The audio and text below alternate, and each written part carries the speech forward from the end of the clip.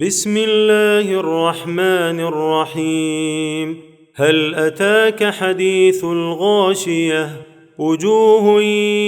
يومئذ خاشعة عاملة ناصبة تصلى نارا حامية تسقى من عين آنية ليس لهم طعام إلا من ضريع لا يسمن ولا يغني من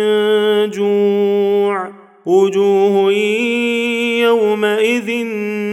ناعمة لسعيها راضية في جنة عالية لا تسمع فيها لاغية فيها عين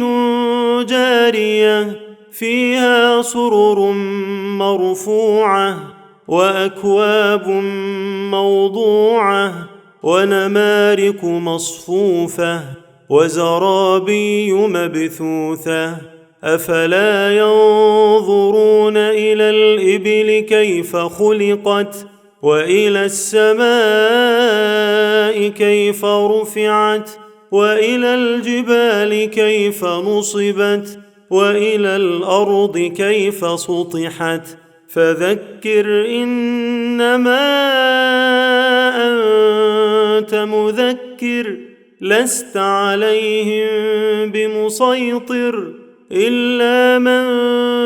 تولى وكفر فيعذبه الله العذاب الأكبر إن إلينا